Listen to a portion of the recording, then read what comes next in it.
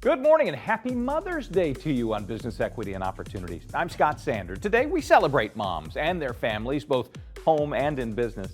We also have stories from young people in Indianapolis who are working hard about their own futures after high school. It's also Asian American and Pacific Islanders Month. We have 2 segments celebrating their accomplishments.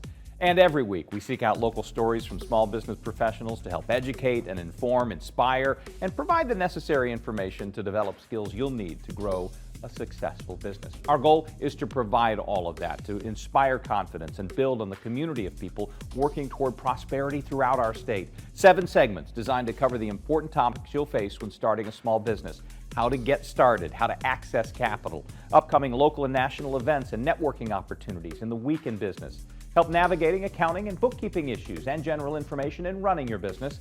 Plus, we look at industry and individual successes every week.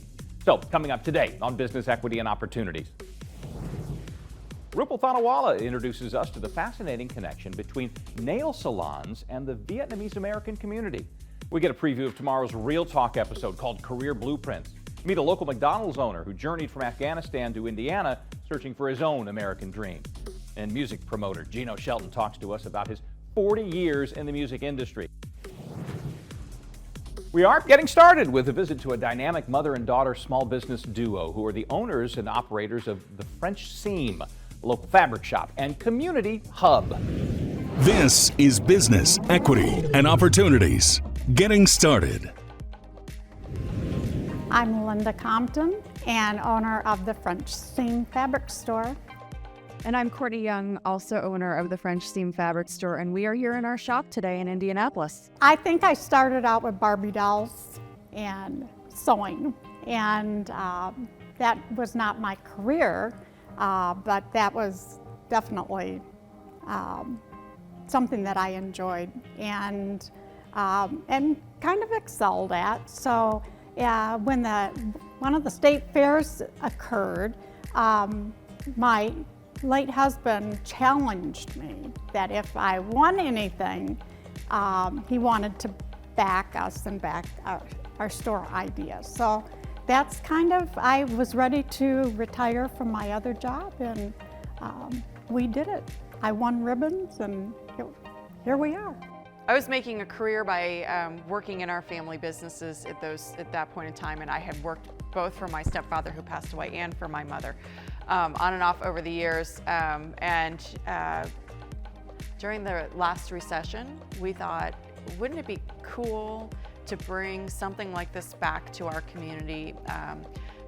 Fashion fabric stores hadn't existed in Indy for a very long time, and so we wrote the business plan, and off we went, the 2 of us, trying to get funding from local banks, knowing Phil was there with us, and it was quite a beginning adventure for us. We were really lucky. We went to a handful of banks, and they originally said, well, is it a franchise? Well, no. Is it a quilt shop? Well, no, because what we were trying to do was really unique at that time, and still is.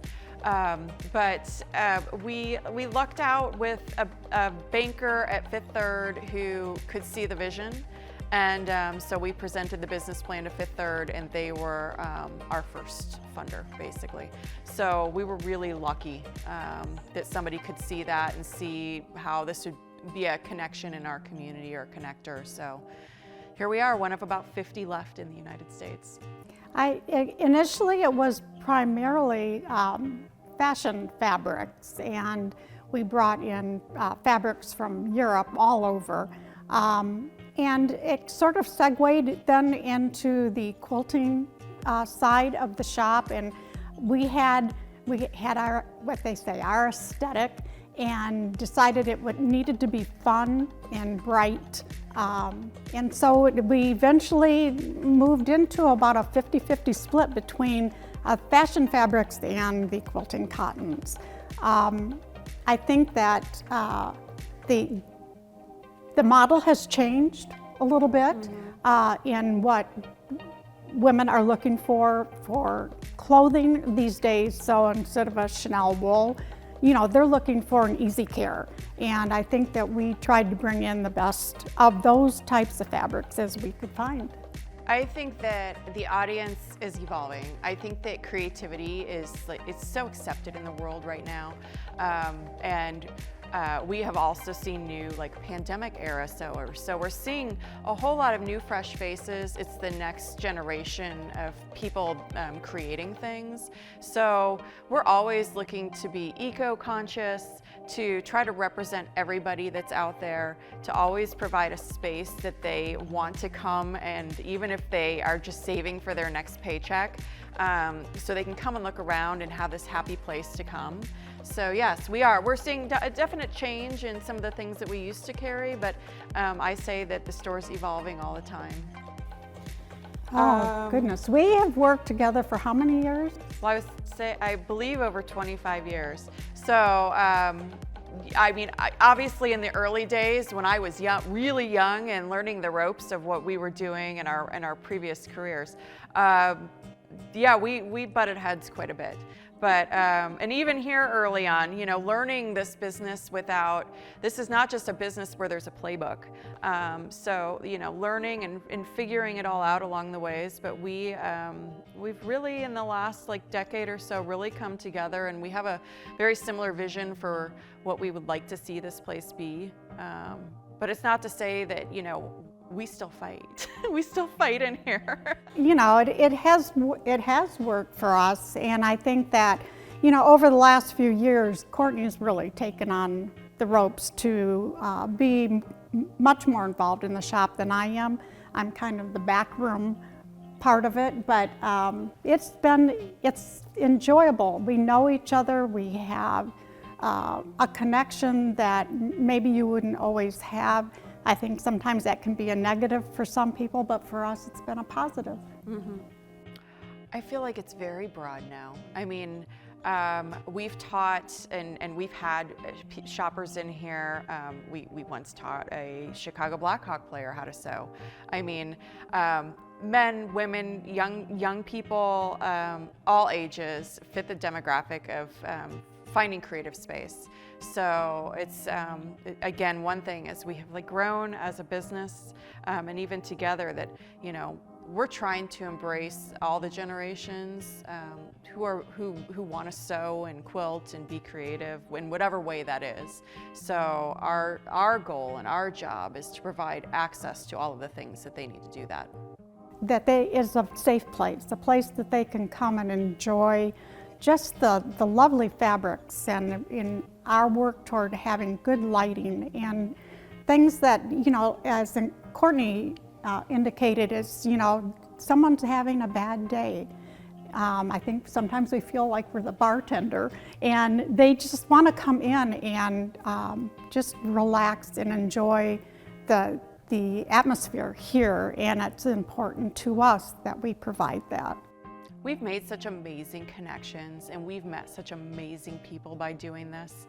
I think the thing at this point, this is our 14th year, is that we have so many people who come in the door that we have built relationships with, friendships with. We've been so lucky and so fortunate to see how creative people really are, and for us, that's the thing. I mean, I can always go buy new fabric for everybody. We can always have these things, but it's those connections that we've made within our community, and making sure that we have a community space that is what drives us, I think, at this point a little bit.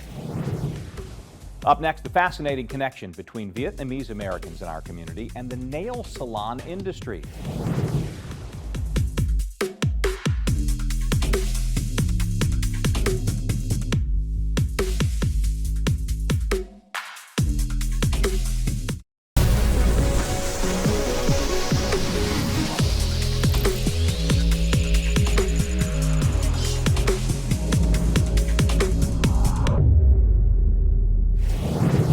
Welcome back to Business Equity and Opportunities. After the Vietnam War ended, many of the Vietnamese refugees who traveled to the United States found opportunities in the nail salon business, and Vietnamese American families are still vital in that industry to this day.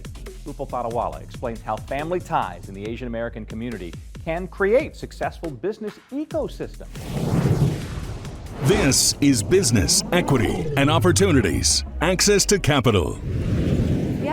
Polished Nails, which is in Fishers. It's a family-owned nail salon. And it is important to talk about how family-run businesses build a big ecosystem as entrepreneurs in so many industries. Nail salon itself is a $8 billion industry nationally, and the importance of this industry is that most of them are run by Vietnamese families.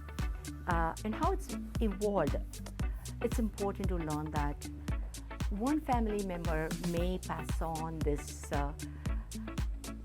art to their children, their family members, and that is how that industry has grown over many decades. And the beauty of this whole industry development is that when families are looking for ideas to support their family, and they look to their family members, hey, what is the success to your business?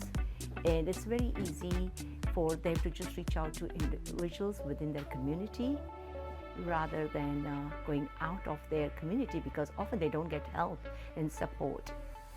At this time, of course, there are many organizations, they support small businesses and all, but probably 20-30 years back, we did not have that support system. So organically, many businesses have grown like this, and they have built their own ecosystem for the economic growth of the communities.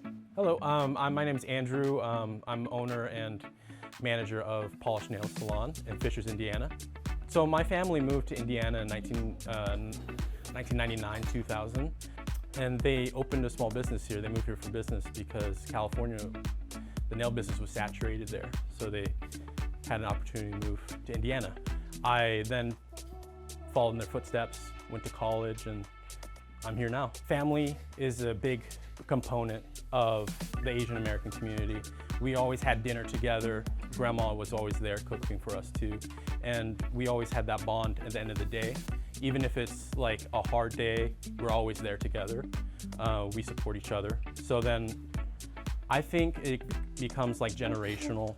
The family unit is very strong. There's a lot of expectations and things to go to college and just do your job. So it's very hardworking. That's just the culture. It being passed down generationally is so common. If you go into even like Chinese food stores, like local owned Chinese food stores, you'll see like kids eating at the store and doing their homework. That was me, but instead of Chinese food stores, I did my homework at the back of a nail salon. Just growing up in the nail salon, that was my childhood. Polished Nails is one of 5 stories featured in a special this month celebrating Asian American and Pacific Islanders. Airs Tuesday evening, 6:30 on Wish TV, highlights the accomplishments of members of Indiana's diverse Asian American population and their ongoing contributions to our community. Up next this hour, we preview the upcoming Real Talk Career Blueprints episode, find out what young people in Central Indiana are saying about their opportunities and their futures. That's next on This Week in Business.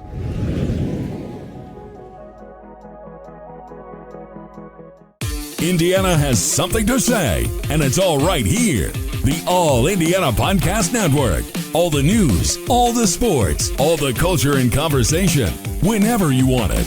Whether you're easing your commute, powering your workout, or just enjoying your weekend. Find your story at allindianapodcastnetwork.com or wherever you get your podcasts. The All Indiana Podcast Network is brought to you by Circulus Digital Media. This is Business, Equity, and Opportunities.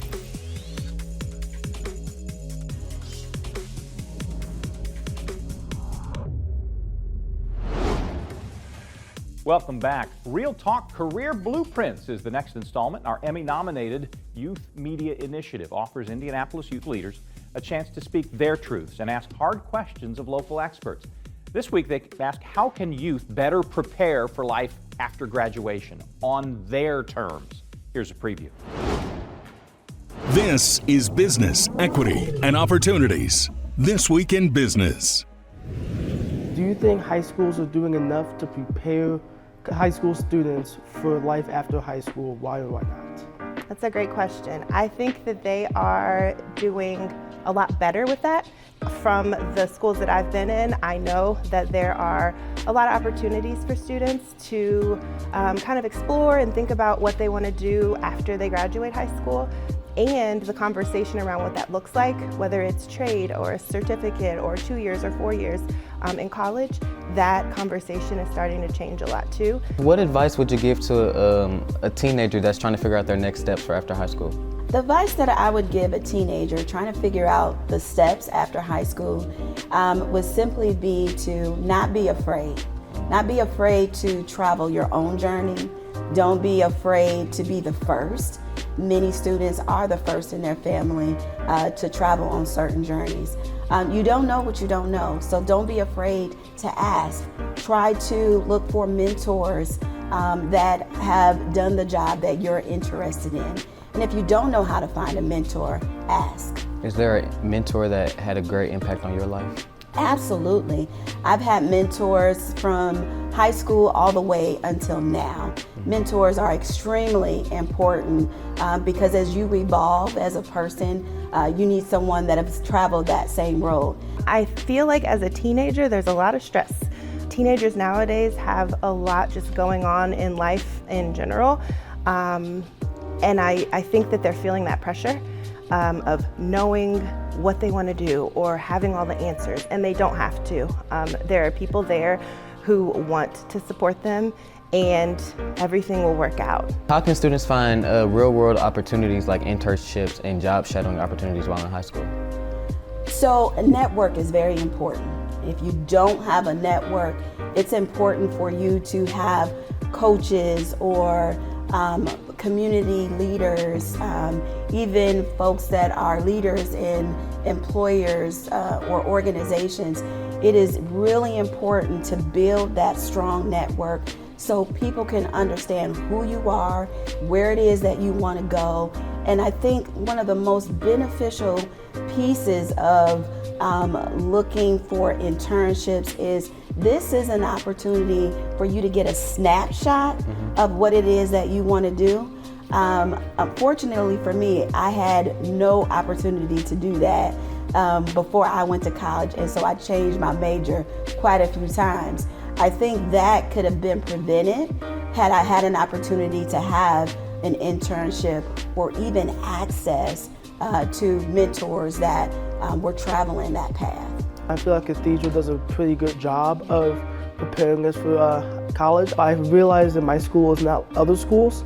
I know that some other schools have a very challenging problem when it comes to not only getting kids into college, but also just getting them to commit to life after high school.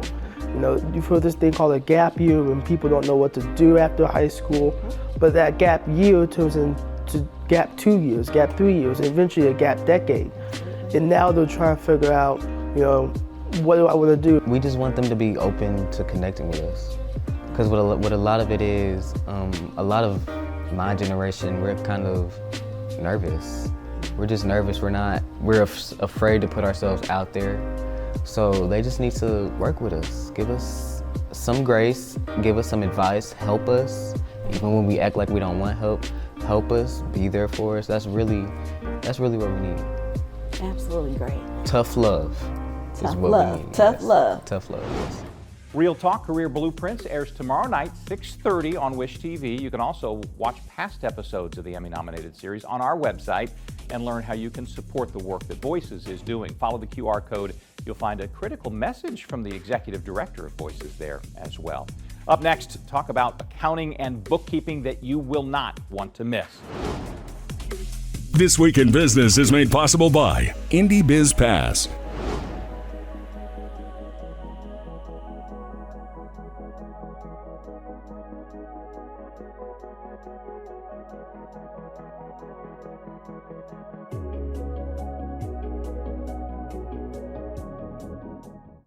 This is Business, Equity, and Opportunities.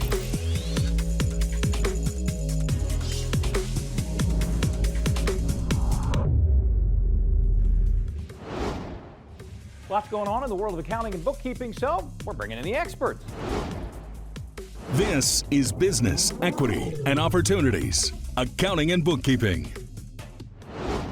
So the legislative session is over here in the state of Indiana, and there are a lot of changes coming down the pike. From funding, from understanding how the economic development is going to work in the state, and we know that small businesses and entrepreneurs are going to really have a lot of questions. The society is working with our members right now so that they can provide that guidance and support.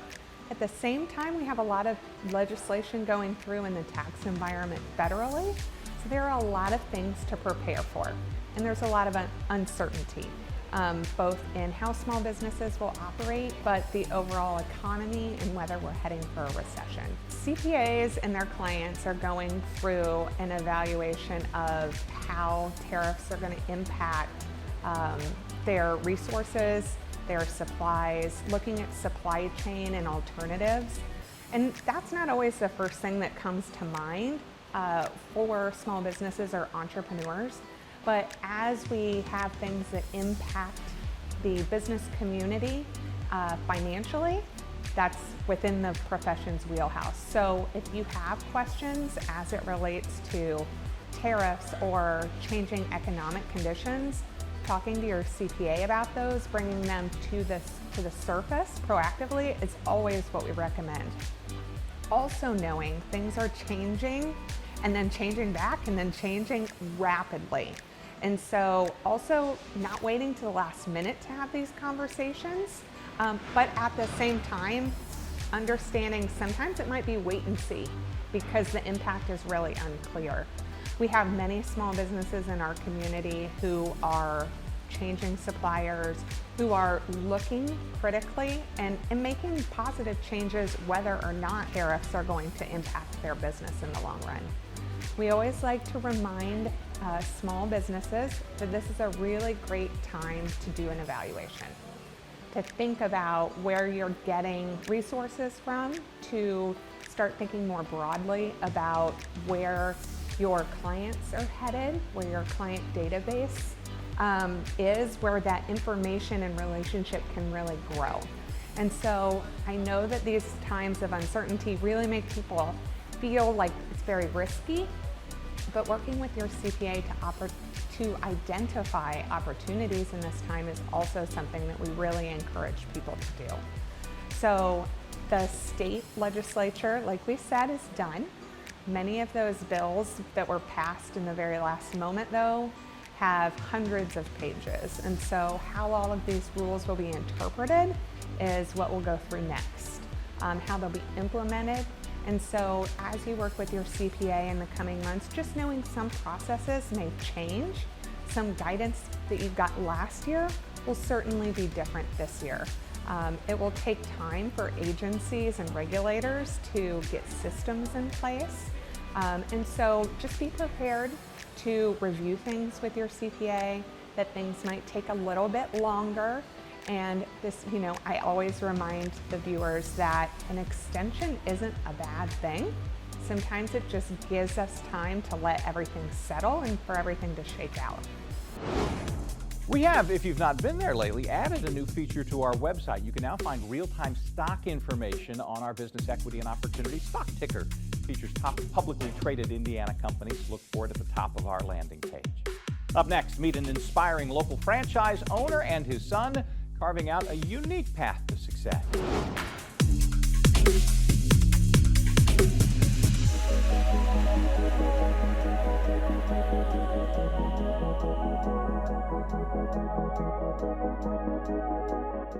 This is Business, Equity, and Opportunities.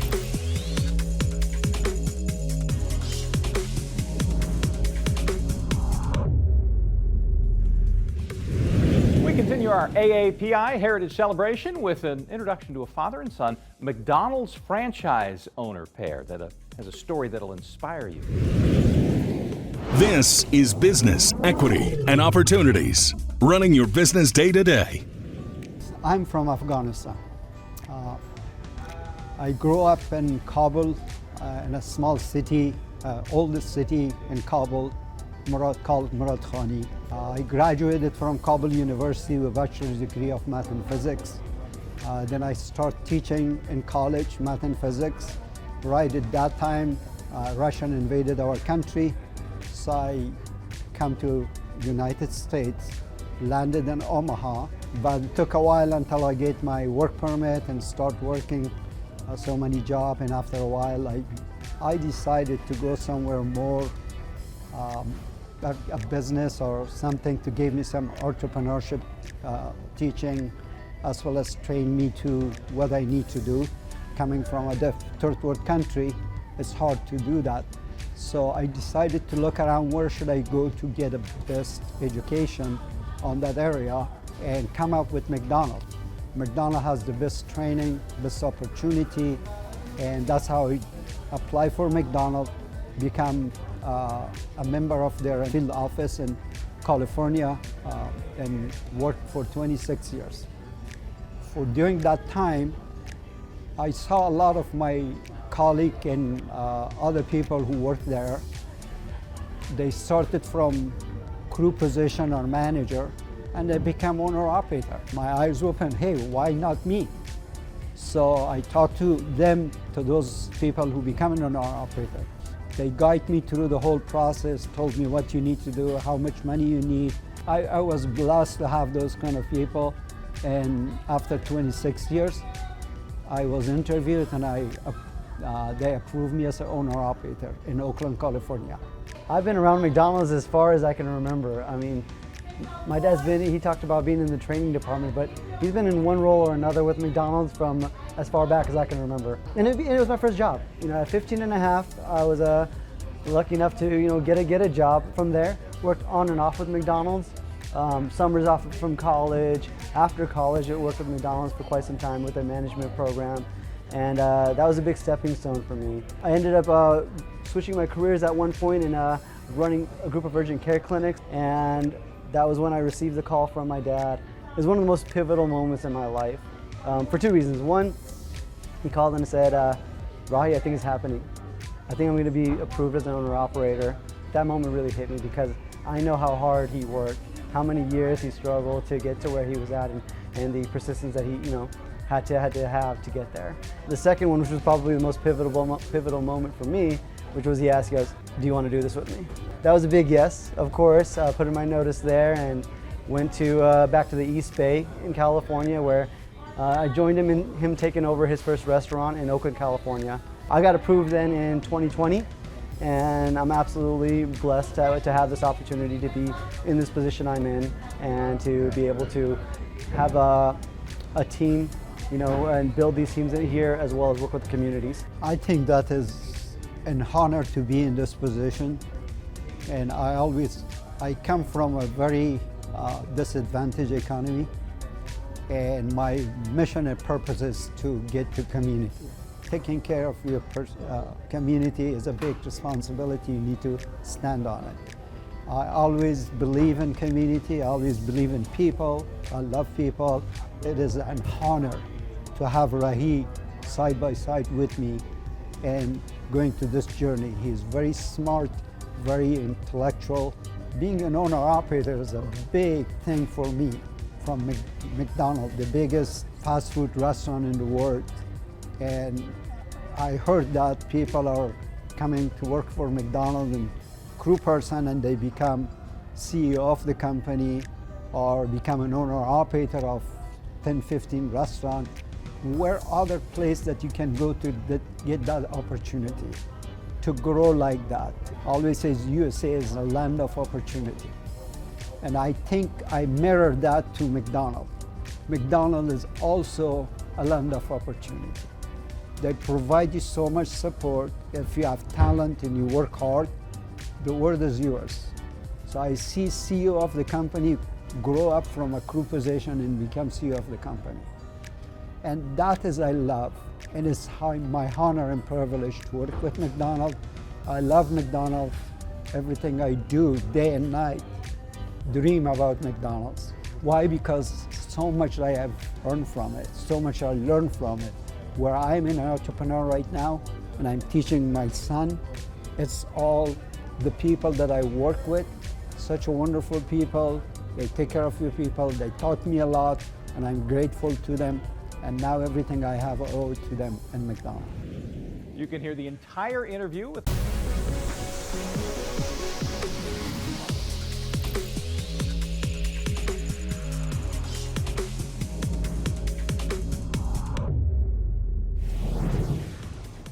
This is Business Equity and Opportunities. Time we focus on an industry. You may know Geno Shelton as DJ Geno.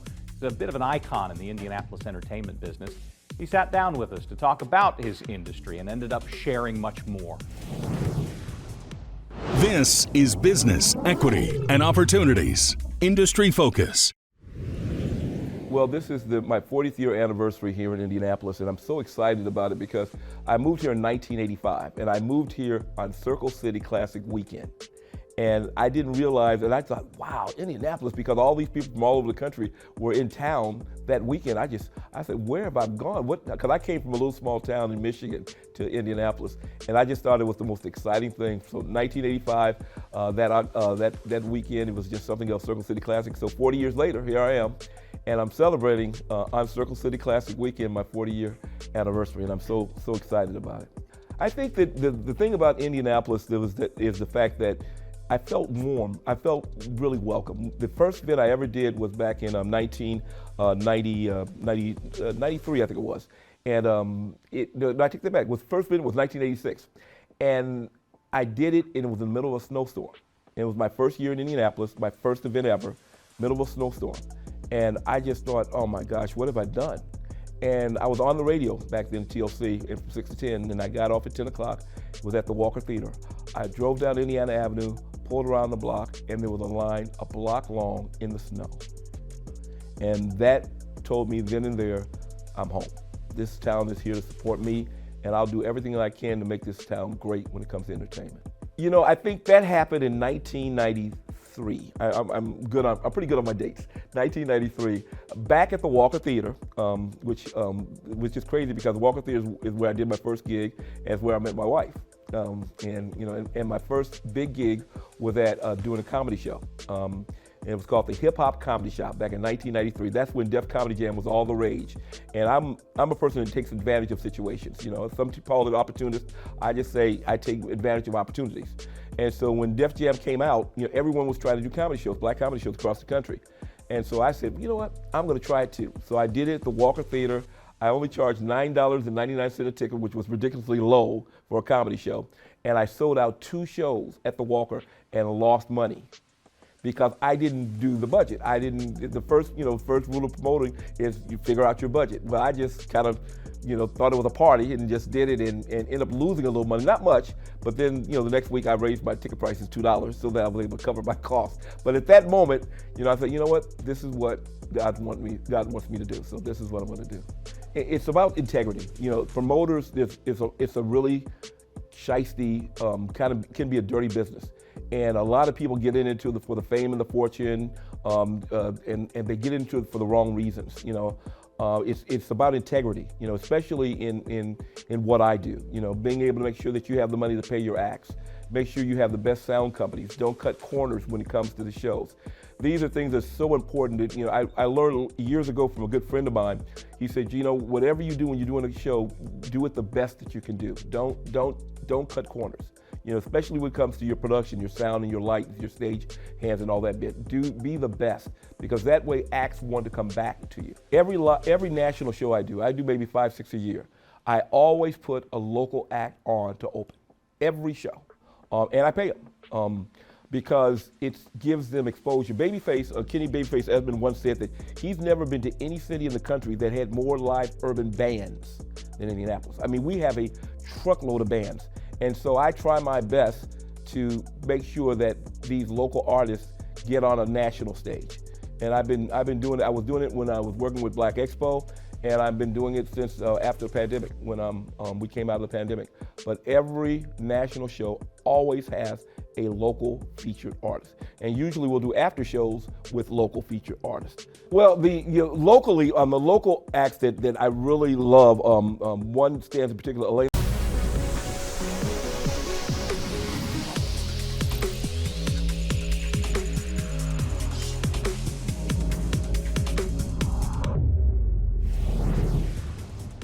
Welcome again. Time for our success story. Tammy Butler Robinson is the CEO of Engaging Solutions.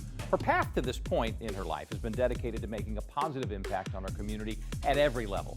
She is one of this year's featured leaders in the upcoming NAWBO Boss Ladies magazine. Spend a few minutes with her and you'll know exactly why she's selected.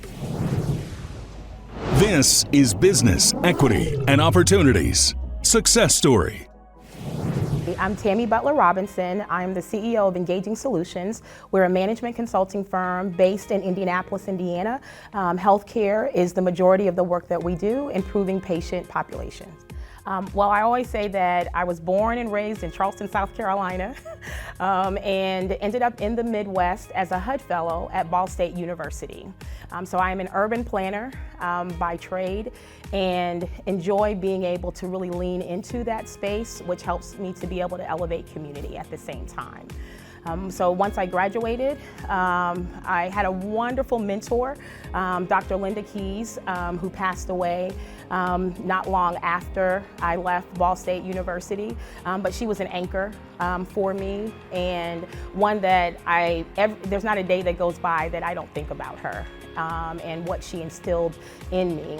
I was recruited by Representative Bill Crawford, who was the first Black chairman of Ways and Means, and so I served under him, and it just took me to a whole nother place of understanding about advocacy, about policy making, and what is important for the least of these. Being able to make sure that there is equity in the processes that we engage in, and that we respect and look out for everyone. So it was a day off from the state, which was Martin Luther King Day. And on that day off, my business partner, now business partner, Vanita Moore and Deborah Simmons Wilson, and we started having a conversation and just said, hey, it's a day off, let's sit down, pull out some notebook paper, some Post-it pads, and what can we create to create a legacy for our families? And by the time we were done with that day, we had really charted that path, and Engaging Solutions was born that day. And the community embraced us tremendously. And you know, I always say that no man is an island, that it takes all of us, even for the personal goals that we may have in our day-to-day journeys, but for someone else to be able to hold our hand, lift us up, and help us to be able to reflect and understand what the future looks like. And so several of both minority-owned businesses, women-owned businesses, as soon as they heard that our doors were open, really began to connect and encourage and ask, what can we do to help? There were people that gave us laptops. Indiana Black Expo allowed us to have discounted space in their building as we were starting out as an entrepreneur. And we made sure that as we continue to grow and get our footing, that we would give back to community. And so Engaging Solutions does just that.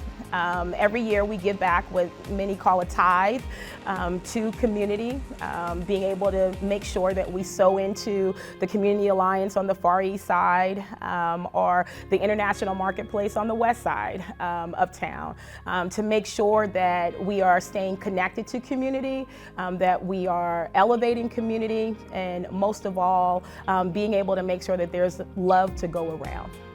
NAWBO was very instrumental for me, and I would say in many ways it changed parts of my trajectory in regards to leadership and how to lead. I started out, I was recruited by another female leader and said that, hey, you need to be a member of NAWBO, and I said, okay. I started thinking about my time, and is this something that I could commit to? And then after I had that very first meeting and connecting, and the energy that was in the room and the love, and it felt like my people, right? In a space that I wanted to be in a space that I could thrive in, but also be able to learn and share in a way that was sacred, is what it felt like. And so through that, gaining a lot of relationships, being able to really understand what the needs of other people in the organization, other women in the organization were, got involved in a subcommittee to be able to participate in programming and programmatic aspects. I also became a in leadership for the Governmental Affairs Committee, understanding that I came out of government and particularly seeing bills become a law and how it impacts people and making sure that there's a voice for everyone. The time is now. And the reason why the time is now is that there's a lot of risk and a lot of setbacks that could actually happen where progress is being deterred instead of progress being made. And in that regard, we have to continue to be knitted together. We need to have those late night chats and early morning coffees to really define and say, what is the path forward? How can we elevate our sisters and our brothers as well? And looking for solutions to ensure that the strides that have been made and the sweat equity of others that came before us doesn't get lost. And so it's important for the conversations to continue, but not just conversations, but actions. And for us to be able to show up and make sure that we're advocating on behalf of not just the present, but also the future. We can't do this work alone, and you need somebody in your corner. You need somebody that's going to say a prayer that you didn't even know God said, or a word of encouragement, or a reminder to someone that, hey, I saw that job was open. I'm willing to give you a recommendation. I know this person that can be able to help you. And while at the end of the day, you still have to stand on your own to interview and get the job, but someone at least opened a door that you could walk through. We have to take some time to stop, because at the end of the day, it's about people. It's about caring for them. It's checking on them, because so much is happening. And if someone doesn't reach out, then someone could slump into a very dark place with all that is happening in the world. And there has to be lights that are shining that say, hey, we're good over here, step on over, because that's important.